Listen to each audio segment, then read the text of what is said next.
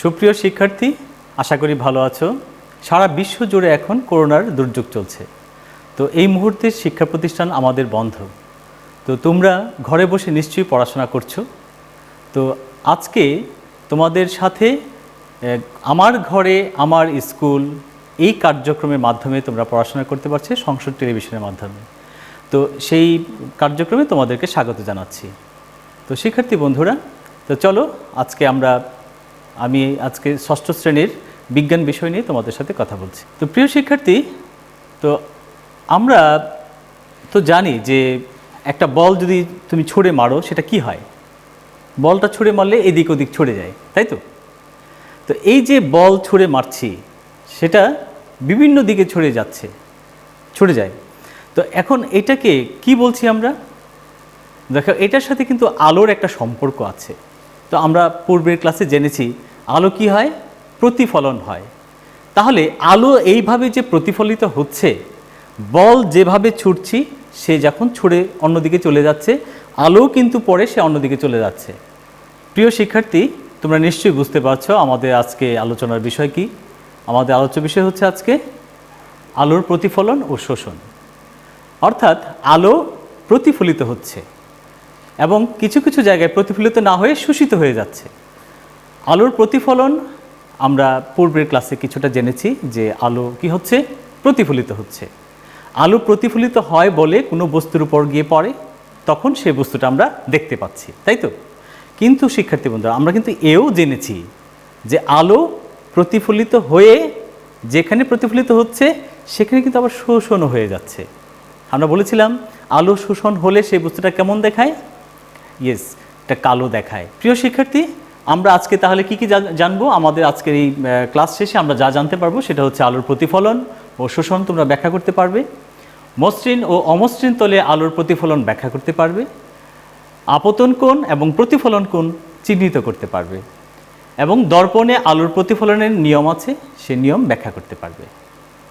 তো চলো বন্ধুরা, আজকে আমরা আলোর প্রতিফলন এবং শোষণ ব্যাখ্যা করতে পারবে এই বিষয়টি সম্পর্কে একটু জানি নি। তোমরা হাতের কাছে যদি একটা টর্চ থাকে, যদি কিছু প্লেট থাকে বা আয়না থাকে, কাঁচ থাকে, তোমরা সেখানে আলো ফেলতে পারো টর্চ থেকে। কি দেখবে? যদি আমরা চিত্রের মতো দেখো, যদি আমরা এইভাবে কোনো কাঁচের উপর বা সমান জায়গার উপর যদি এইভাবে টর্চ ফেলি, তাহলে কি হয়?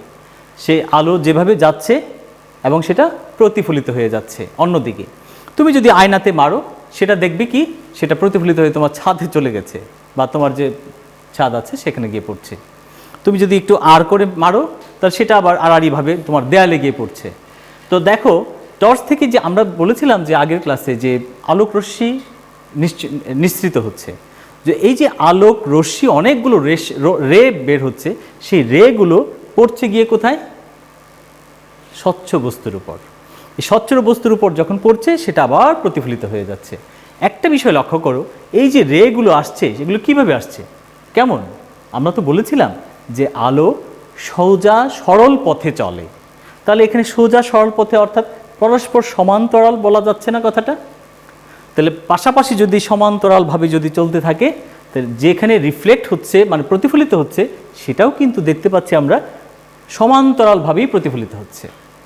আচ্ছা, এবার তুমি একটা অসম বস্তু নাও, উঁচু নিচু জায়গা বা এমন কোনো বস্তু যদি থাকে তোমার যে উঁচু নিচু, মানে তলটা মসৃণ নয়, তাহলে ওখানে একটু যদি আমরা আলোক রশ্মি নিঃসৃত করি, কি দেখব? দেখো চিত্রে, যদি আমরা আলোক রশ্মি নিঃসৃত করি, শিক্ষার্থী বন্ধুরা, আমরা আলোক রশ্মি যখন দিচ্ছি ওই তলে, আলোক রশ্মি কিন্তু সমান্তরালভাবেই যাচ্ছে, তাই না? আলোক রশ্মি কিন্তু সমান্তরালভাবেই পড়বে, কারণ আমার টর্চ থেকে আলো বের হচ্ছে, সেটা আলোক রশ্মি আমরা জানি সমান্তরালভাবে যাবে, সুতরাং সমান্তরালভাবে যাচ্ছে। তো বেরোচ্ছে কীভাবে একটু দেখো তো। দেখো, তোমার ঘরে বিভিন্ন জায়গায় ছড়িয়ে ছিটিয়ে আলোটা পড়ছে, তার মানে এটা হচ্ছে অনিয়মিত। তার মানে আলোক রশ্মিটা বিচ্ছুরিত হচ্ছে অনিয়মিতভাবে। এই যে প্রতিফলিত হয়ে অন্যদিকে চলে যাওয়া, কেমন? সেটা নিয়মিতভাবে যাচ্ছে না, সমান্তরাল যাচ্ছে না, এটা অনিয়মিতভাবে যাচ্ছে। কিন্তু আগে যেটা দেখেছো, আমাদের আলোক রশ্মিও বের হচ্ছিল সমান্তরালভাবে, আর সেটা আবার প্রতিফলিত হচ্ছিল সমান্তরালভাবে। এটা আমরা নিয়মিত প্রতিফলন বলতে পারি। আর যখন তলটা উঁচু নিচু হবে, খাঁজ থাকবে কিন্তু মসৃণ যদি না হয় আর কি, তাহলে আলোক রশ্মি যখন আলো ফেলবো সেটা যখন প্রতিফলিত হবে, সেটা তখন এভাবে অনিয়মিতভাবে গিয়ে ছড়িয়ে ছিটিয়ে পড়বে। তাহলে শিক্ষার্থী বন্ধুরা, এইভাবে যে প্রতিফলন আমরা একবার দেখছি সমান্তরাল হচ্ছে, কিন্তু যখন তলটা ভিন্ন দেখছি অর্থাৎ উঁচু নিচু খাঁজ, তখন হচ্ছে অসমান্তরাল, তখন আর সমান্তরাল থাকছে না। আচ্ছা, তাহলে এই কোনো বস্তুতে যখন আমরা বাধা পাচ্ছে আলোটা যেতে, সেখানে গিয়েই কিন্তু প্রতিফলিত হচ্ছে। অর্থাৎ আমি যদি টর্চ দিয়ে আলো এখানে দেই, আমার টেবিলে দেই, সেটা এখানে পড়ে আবার এখানে যাচ্ছে, এখানে বাধা পাচ্ছে, সে যেতে পারছে না। যখনই বাধা পাবে, যদি তলটা মসৃণ হয় তখনই সেটা সমান্তরালভাবে যাবে। আর যদি তলটা মসৃণ না হয়, অসমান্তরাল হয় বা উঁচু নিচু হয়, খাঁজ হয়, অর্থাৎ অমসৃণ হয়, তবে সেই বিচ্ছুরণটা বাধা পেয়ে আর যেতে পারবে না আলো, সে বাধা পেয়ে কী হবে? অনিয়মিত আকারে যাবে, অর্থাৎ সমান্তরাল থাকছে না। তো শিক্ষার্থী বন্ধুরা, আমাদের এই আলো যেখানে যে বস্তুতে পড়ছে, সেখানে যদি মসৃণ অমসৃণ যাই হোক না কেন, সেই তলে বাধা পেয়ে সে বিচ্ছুরিত হচ্ছে, প্রতিফলিত হচ্ছে। কিছু কিছু ক্ষেত্রে শোষণ হয়ে যায়, মানে আলো শোষণ হয়ে যাচ্ছে। তো শোষণ যখন যেখানে হয় সেখান থেকে আর রিফ্লেক্ট হচ্ছে না, তার মানে সেটা হচ্ছে কালো বস্তু। তুমি কালো বস্তুর উপর টর্চ ফেলো, দেখবে কালো কাপড়ের উপর টর্চ ফেলবে, সেখান থেকে কিন্তু আলো আর তুমি প্রতিফলন পাবে না। তো শিক্ষার্থী বন্ধুরা, আমরা তাহলে দেখতে পাচ্ছি যে কোনো পৃষ্ঠ যদি মসৃণ হয় বা চকচকে হয়, যে বস্তুটা যত বেশি চকচকে, যত বেশি মসৃণ, সেখান থেকে আমরা বেশি আলো প্রতিফলিত পাবো। তাহলে তোমার হাতের কাছে এমন কি জিনিস আছে যেটা সবচেয়ে সুন্দর এবং চকচকে এবং মসৃণ? ইয়েস, কাঁচ, অর্থাৎ তোমার আয়না। তুমি তো প্রতিনিয়ত আয়নায় সামনে গিয়ে মুখ দেখো, তো সেই আয়নাটা হচ্ছে স্বচ্ছ একটা কাঁচ এবং প্রতিফলিত হচ্ছে খুব সুন্দরভাবে সেখান থেকে। তোমরা কিন্তু বাসায় যে প্লেট আছে, ধরো তোমার স্টিলের একটা প্লেট আছে, যে থালায় তুমি খাবার খাও, সেই প্লেটেও দেখবে কিন্তু যখন তুমি প্লেটটা তোমার সামনে নিয়ে ধরবে, তোমার চেহারাটা দেখা যাবে, কিন্তু আয়নার মতো কি? না, আয়নার মতো কিন্তু হচ্ছে না, স্বচ্ছ হচ্ছে না। তার মানে কি? এটা মসৃণ কিন্তু স্বচ্ছ সেই কাচের মতো নয়। তাহলে কি বোঝা যাচ্ছে? পদার্থের অবস্থান, মানে বিভিন্ন রকমের দ্রব্যে বিভিন্ন রকম পদার্থের বিভিন্ন রকম আমরা প্রতিফলন পাবো। সকল বস্তু থেকে আমরা সমান প্রতিফলন আলোর পাবো না। আচ্ছা, তো এবার কাঠের টুকরো, কাগজ, প্লাস্টিক, এগুলোর বেলায় কি হবে? এরা কি প্রতিফলন করছে না? করছে বন্ধুরা, এরাও কিন্তু প্রতিফলন করছে, কিন্তু কম, যেটা হয়তো তুমি কম দেখতে পাচ্ছ, বা আলোর প্রতিফলনটা খুবই কম হচ্ছে। তাহলে কোনটিতে বেশি উজ্জ্বল প্রতিফলন? সেটা নিশ্চয়ই যে বস্তুটা, ভালো করে মনে রাখো, যেটা স্বচ্ছ, যেটা চকচকে, যেটা সুন্দর চকচকে, সেখান থেকে আমরা ভালো একটা প্রতিফলন আলোর পাব। শিক্ষার্থী বন্ধুরা, আমরা এখানে কি কি দেখলাম? আমরা দেখলাম যে যদি পদার্থের বিভিন্ন রঙের আছে, সেই বিভিন্ন রঙের কারণে বা তার যে পদার্থের মসৃণতার কারণে, স্বচ্ছতার কারণে আলো কিছু শোষণ হচ্ছে, কিছু প্রতিফলিত হচ্ছে। যে বস্তুটা বেশি অস্বচ্ছ, সেখান থেকে আলো খুব কম প্রতিফলিত হয়। তাহলে রঙের কারণেও কিন্তু সেটা হয়। বিভিন্ন রঙের যখন থাকবে, সেখানে আলো এই শোষণ করে, কিন্তু কালো যখনই দেখি আমরা যে কালো, মানে সে সবগুলো রং সে শোষণ করে নেয় আলোর, যার ফলে সেই বস্তুটাকে কালো দেখায়।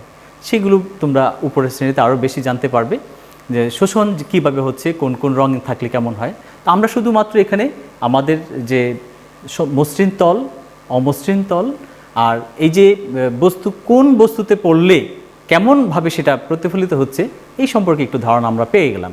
তো এবার চলো বন্ধুরা, যে আমরা, আচ্ছা শিক্ষার্থী বন্ধুরা, এবার আমরা দেখি দর্পণে, বা আমরা তো চিনি দর্পণ মানে হচ্ছে আয়না, সেই দর্পণে আলোর প্রতিফলনের কী কী নিয়ম আছে। তো দর্পণে আমরা যখন চেহারা দেখি, আমরা আমাদেরকে নিজেকে দেখতে পাই। লক্ষ্য করো, কখনো কি এটা খেয়াল করেছো যে দর্পণের সামনে গিয়ে যে আমি দাঁড়িয়েছি, আমাকে কেমন দেখাচ্ছে, কি দেখাচ্ছে, কোন হাতটা দেখাচ্ছি, কি দেখাচ্ছে, এমন কি প্রশ্ন তোমার মনে জেগেছে? অর্থাৎ তুমি বাম হাত দেখাচ্ছ, সেটা কি ডান হাত হয়ে গেল, নাকি ডান হাত দেখাচ্ছ বাম হাত হয়ে গেল, বা তুমি তোমাকে কেমন দেখছো? এখন এই দর্পণের কিছু নিয়ম আছে প্রতিফলনের, সেই সম্পর্কে আমরা একটু দেখি। আচ্ছা, এবার তুমি একটা বল তুমি দেয়ালে ছোড়ো, তো আমরা দেখতে পাচ্ছি যে দেয়ালে যদি বল ছোড়ে তাহলে কেমন দেখায়, কি হয়? সেই বলটা এদিক ছুড়লে ওদিক চলে যাচ্ছে। যদি সোজা মারি তাহলে কি হবে বন্ধুরা? সোজা যদি মারতে পারি তাহলে সেটা সোজাই তোমার দিকে আবার চলে আসবে, তাই তো? আলো কিন্তু তেমনই একটা বিষয়, আলো কিন্তু তেমনই একটা বিষয়। যদি সোজা মারি, আমরা যদি ছড়ি যে টর্চ থেকে, সেটা আবার সোজা সোজা আমার দিকেই ব্যাক করে। তাহলে এই যে বল ছোড়া আর এই যে আলো, এই দুটোরই কিন্তু প্রতিফলন নিয়মটা অনেকটাই এক। এখানে যে আমরা যখন ছড়ি, এখানে একটা অবিলম্ব একটা কোণ তৈরি করে অবিলম্বের সাথে। যখন ছোড়া হয় আলোর, তখন কি হয়? যখন আলোটা ছড়ি তখন অবিলম্বের সাথে একটা কোণ তৈরি করে। তো এই কোণটাকে বলা হয় আপতন কোণ। অর্থাৎ আমরা আমাদের যে আলোটা আপতিত হচ্ছে, পতিত হচ্ছে, অর্থাৎ আলোটা যখন পতিত হচ্ছে, আলো যখন এইভাবে পতিত হচ্ছে, এটা হচ্ছে পতিত হওয়ার কারণে আলোর আপতিত হচ্ছে। যখন এটা অবিলম্ব এখানে আঁকা হবে, তাহলে অবিলম্বের সাথে সে একটা কোণ তৈরি করবে, সেটা হচ্ছে আপতন কোণ। আর সে যখন আবার ফিরে যাচ্ছে, আমরা চিত্রে দেখতে পাচ্ছি, সে যখন আবার ফিরে যাচ্ছে অবিলম্বের সাথে একটা কোণ তৈরি করছে, এটাকে বলবো আমরা প্রতিফলন কোণ। অর্থাৎ আপতন কোণ এবং প্রতিফলন কোণ দুটোই কিন্তু সমান হয়, দুটো কিন্তু সমান হয়। তো প্রিয় শিক্ষার্থী, আমরা তো জানি যে আলো যখন কোনো বস্তুতে পড়ে তখন সেটা আবার প্রতিফলিত হয়। এই যে পড়া অর্থাৎ পতিত হওয়া, তা আলো যখন এইভাবে যখন কোনো বস্তুতে পড়বে তখন সেটা কি হবে? এদিকে প্রতিফলিত হয়ে এদিকে যাবে। অর্থাৎ এইভাবে এসে যখন এইভাবে আবার চলে যাবে, তাহলে এখানে যদি আমরা একটা লম্ব চিন্তা করি, তাহলে যখন এইভাবে এসে পড়ে তখন এই লম্বের সাথে একটা কোণ তৈরি হয়, এইটাকে বলছি আমরা আপতন কোণ। আর এই লম্বের সাথে আবার যখন এদিকে প্রতিফলিত হয়ে যাচ্ছে তখন এই লম্বের সাথে এখানে একটা কোণ তৈরি হচ্ছে, এটাকে বলবো আমরা প্রতিফলন কোণ। অর্থাৎ এই আপতন কোণ আর এই প্রতিফলন কোণ, যে কোণে আপতন হচ্ছে আবার সেই কোণেই প্রতিফলিত হচ্ছে। তোমরা চিত্রে লক্ষ্য করছো যে যে কোণে আপতিত হচ্ছে আবার সেই কোণেই প্রতিফলিত হচ্ছে। এখানে আপতন কোণ এবং প্রতিফলন কোণ কিন্তু সমান হয়। তাহলে শিক্ষার্থী বন্ধুরা, তুমি যদি তোমার স্বচ্ছ একটা ঘরে তুমি যদি লাইট অন করো নিচের দিকে, তুমি যদি এভাবে সোজা লাইট অন করো, যদি লাইট আমি এভাবে অন করি, সেটা কি হবে? সোজা মাথার উপরের দিকে যাবে, অর্থাৎ তোমার ছাদে গিয়ে যাবে। তুমি যদি একটু বাঁকা করে এখানে লাইট দাও, তো সেটা দেখবে যে বাঁকা হয়ে তোমার দেয়ালে গিয়ে পড়েছে। তাহলে অথবা তুমি যদি দেয়ালের এই পাশে লাইট দাও, তাহলে কি হবে? একটা যে কোণে যাবে আবার সেই কোণে ওইদিকে ওই পাশের দিকে যাবে। তো এইভাবে আমরা বিভিন্নভাবে লাইট বিভিন্ন তোমার দেয়ালে, নিচে, উপরে তুমি ছড়ে দেখতে পারো যে কিভাবে আলোটা প্রতিফলিত হচ্ছে। এটা অ্যাজ লাইক তোমার একটা বল, তুমি যদি একটা টেনিস বল ছোড়ো, যে কোণে যেদিকে ছাড়বে সে কিন্তু সেই কোণ করে আবার যে কোণে যাচ্ছে দেয়ালের সাথে, আমরা যদি এখানে একটা অবিলম্বের কথা চিন্তা করি, আবার সেই দিকে ঠিক সেই কোণেই ফেরত যাচ্ছে। অর্থাৎ এই যে আমরা বল ছুড়ে দিচ্ছি, আর এখানে আপতন কোণ যদি চিন্তা করি তাহলে অবিলম্বের সাথে হবে, আর যখন বল আবার যখন চলে যাচ্ছে সেটাও অবিলম্বের সাথে একটা কোণ তৈরি করছে, অর্থাৎ আপতন কোণ এবং প্রতিফলন কোণ। তো আলোর এই প্রতিফলন কিন্তু তোমরা ঘরে পরীক্ষা করে নিজেরাই দেখতে পারো। প্রিয় শিক্ষার্থী, তাহলে আমরা কি দেখলাম? আমরা দেখলাম যে বল যে কোণে ছাড়া হয় ঠিক সেই কোণেই আবার চলে যায়। অর্থাৎ বল যদি সোজাসুজি ছাড়া হয় তাহলে সোজাই আবার ফেরত আসে। আলোর বেলায়ও কি ঠিক তেমনই না? অবশ্যই আলোর বেলায়ও কিন্তু ঠিক তেমনই। আলো যদি সোজা পথে যায়, আবার সে যেখানে বাধা পাবে সে আবার সোজা পথে তোমার দিকে চলে আসবে। যদি কোণ করে ছাড়া হয় তাহলে সেটাও কোণ করে আবার প্রতিফলিত হবে। তো শিক্ষার্থী বন্ধুরা, তোমাদের মনে বোধহয় এখন নিশ্চয়ই একটা প্রশ্ন উঠেছে যে আপতন কোণ, অভিলম্ব, নতুন শব্দ, বুঝতে পারছি না। তো চলো বন্ধুরা, আমরা একটা ভিডিওর মাধ্যমে একটু দেখে নেই যে আপতন কোণ কীভাবে সৃষ্টি হচ্ছে এবং প্রতিফলন কোণ কীভাবে সৃষ্টি হচ্ছে। প্রিয় শিক্ষার্থী, তোমরা কি দেখতে পেয়েছো? আশা করি তোমাদের ধারণাটি স্পষ্ট হয়েছে। দেখো এখানে যে যখন 90 ডিগ্রি একটা রেখা টেনেছি, আমি কিন্তু একটা আয়নার উপরে কাজটা করেছি। দেখো একটা আয়নার উপর আমি একটা শক্ত কাগজ কোণগুলোকে এঁকে চাঁদার মাধ্যমে, তোমাদের যে চাঁদা আছে সে চাঁদার মাধ্যমে কোণগুলোকে এঁকে জাস্ট দাঁড় করিয়ে রেখেছি। তোমরা দেখতে পাচ্ছ এখানে খাড়াভাবে দাঁড় করিয়ে রেখেছি আয়নার উপর। তো এখন এই যে আয়নার উপর কাগজটা দাঁড় করানো, তাহলে কি হচ্ছে, এখানে সোজা একটা খাড়া লম্ব রেখা এঁকেছি যেটা 90 ডিগ্রি ভূমির সাথে অর্থাৎ আয়নার সাথে, তাই তো? তো আয়নার সাথে একটা লম্ব রেখা দেখতে পাচ্ছি।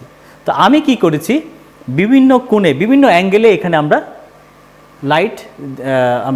লাইট দিয়ে আমরা আলো জ্বালিয়েছি। তো এই আলোটা কি হয়েছে, সে কোনো একটা বিন্দুতে পড়েছে, যে বিন্দুতে পড়েছে সেই বিন্দুতেই কিন্তু লম্ব রেখাটা এঁকেছি, অর্থাৎ এটাই হচ্ছে অবিলম্ব কাল্পনিক রেখা। তুমি চিন্তা করো তো, এই যে কোণে করেছি সেই কোণে কি করছে, সে আবার এদিকে প্রতিফলিত হচ্ছে। তো এই যে প্রতিফলিত হচ্ছে, আমি এখানে 60 ডিগ্রি প্রথমে করেছিলাম, অর্থাৎ 90 ডিগ্রি থেকে 60 ডিগ্রি লম্বের সাথে সেটা চিন্তা করতে হবে।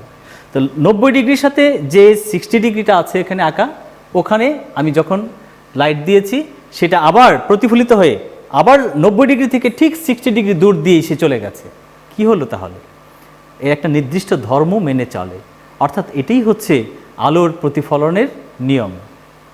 তো এই আলো একটা নির্দিষ্ট নিয়ম মেনে সেখানে চলছে। আমরা দর্পণের উপর সেই পরীক্ষাটা করতে পেরেছি। শিক্ষার্থী বন্ধুরা, তাহলে আজকে আমরা কি দেখলাম? আমরা দেখলাম যে আলো কিভাবে প্রতিফলিত হচ্ছে, আলো শোষণ হচ্ছে, আর শোষণ হলে সেই বস্তুটা কেমন দেখায়, কোন কোন বস্তু শোষণ করছে, আর কোন কোন বস্তু থেকে আমরা সেই আলো ভালো প্রতিফলন পাচ্ছি, আলো বেশি পাচ্ছি কোন বস্তু থেকে। স্বচ্ছ হলে সেটা খুব বেশি আলো পাচ্ছি আমরা।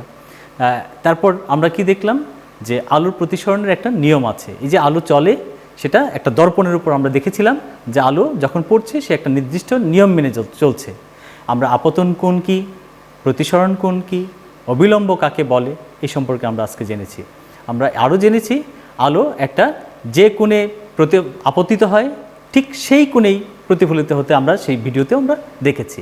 শিক্ষার্থী বন্ধুরা, এই টপিকের উপর একটি বাড়ির কাজ থাকছে এখন। বাড়ির কাজটি হচ্ছে দর্পণে আলোর প্রতিফলনের যে নিয়ম আছে সেই নিয়ম ব্যাখ্যা করো। তো আশা করছি তোমরা এই কাজটি করে তোমাদের শিক্ষককে দেখাবে যখন পরিবেশ স্বাভাবিক হবে, স্কুল যখন আবার খুলবে, তাহলে এই কাজের উপর ভিত্তি করে তোমার ধারাবাহিক মূল্যায়ন করা হবে। তো আশা করি তোমরা এই ক্লাসটি বুঝতে পেরেছো। এই ক্লাসটি তুমি যদি আবার দেখতে চাও তাহলে তুমি সেটা আমার ঘরে আমার স্কুল ফেসবুক পেজে অথবা ইউটিউব চ্যানেলে গিয়ে তুমি সেটা দেখতে পাবে। তো এই করোনার সময়ে তোমরা ভালো থেকো, সুস্থ থেকো। করোনার যে নিয়মকানুন আছে, স্বাস্থ্যবিধি আছে, সেটা মেনে চলবে। আর সবার জন্য শুভকামনা। ধন্যবাদ।